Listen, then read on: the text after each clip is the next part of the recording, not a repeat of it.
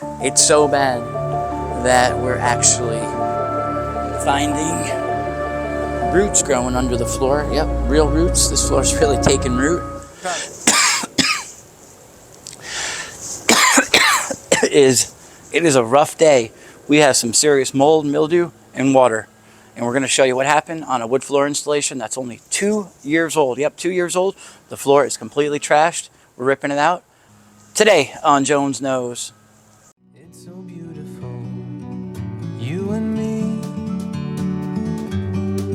We meant to be in the great outdoors, forever free. My name is Tim. I'm a flooring and stair contractor. Welcome back to my channel. And today we're going to show you a situation you'll hope to never have in your home.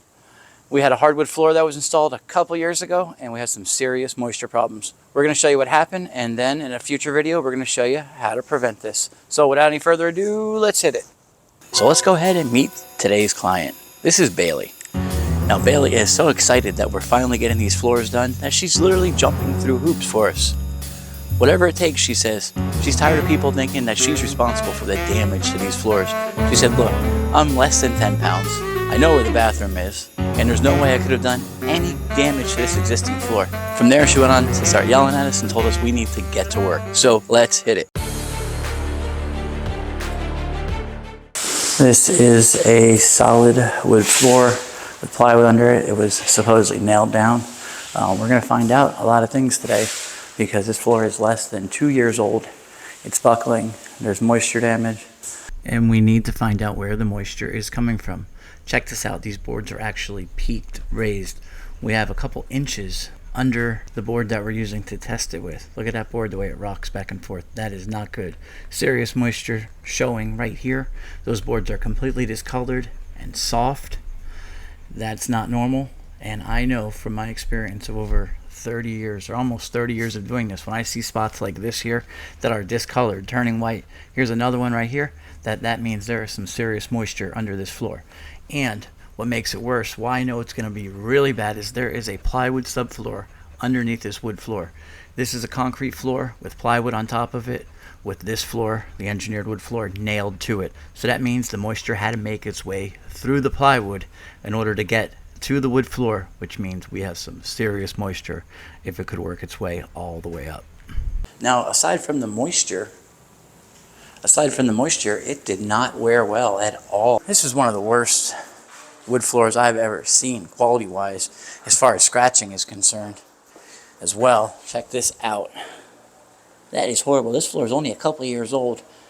They got a huge dog, a whole whopping 6-pound dog, maybe 10-pound dog. So there's no way he should have been able to do that. It just wore horribly for a couple-year-old floor. And believe it or not, one of the craziest things about this floor, it was not a cheap floor. This is a $15 a foot floor that was custom made to their order. They didn't stock it. The company actually makes it. When you order it, they make this floor for you. And this is what you get. I'd rather go to Home Depot and just pick one off the shelf for $3 or $4 that'll wear better than this. That is not acceptable for a couple-year-old floor. I would be furious if this was my house and the floor scratched that easy. Sure, they could refinish it had it not had the moisture and the water damage, but guess what?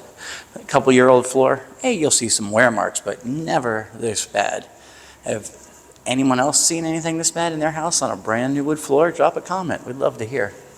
So we're going with a completely different species next time here when we install the new product. It is a much harder product, and hopefully it has a much better finish. It's not a custom milled product, but it is a product from a big leading brand company. Because there's possible mold under the floor, we're going to go ahead and cover everything in 6mm poly, all of our doorways that lead to other areas of the house that does not have the wood floor. Then we have an air scrubber over here for air quality afterwards. Oh, it's wet? Yeah. There's water on it. Yeah. It's really moist. Probably didn't cut quite deep enough. Got to set it a little deeper. The idea is to get both layers at once. If my son would just listen to me and set the saw blade just a little bit deeper, he wouldn't be having such a hard time taking out this one section of floor.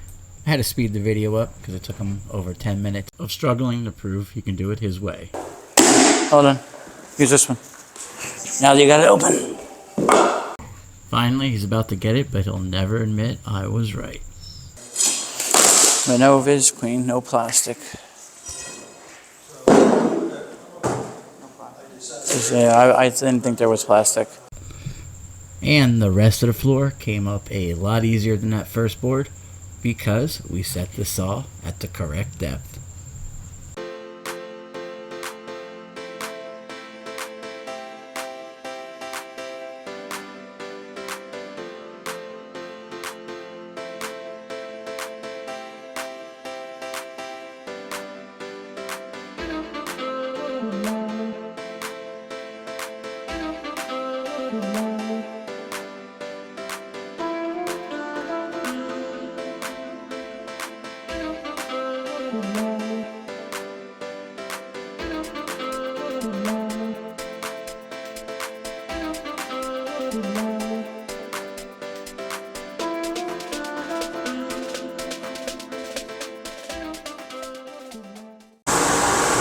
Alright, so we got a really bad water damage here. We've been ripping it up and we got everything happening here. We got fans, we got air scrubbers, we got dehumidifiers in here, we got the whole shebang, we got everything going. We're actually, it's so bad that we're actually finding roots growing under the floor. Yep, real roots. This floor's really taking root. We got serious mold and roots growing on backs of boards. I mean, it's bad, but I've written down moisture percentages from my meter, from my Wagner on the floor. We're at 10%, 9% over there, 10% over here, 10%. We're going to continue ripping up the wood floor over here. So far, we had moisture percentages anywhere from 9 to 16%, which is off the chart and unacceptable. Plus, we had roots growing under 20 to 30% of the floor. Not good. If I had to guess though, the most of the moisture is coming from the fireplace area, which is probably where the leak came from. Through the roof, down the fireplace. This one's a little above my pay grade, but luckily the insurance company for the client sent out an engineer, and guess what? He thinks it's the fireplace as well. I'm no engineer, but I do love the fact that we both came up with the same conclusion.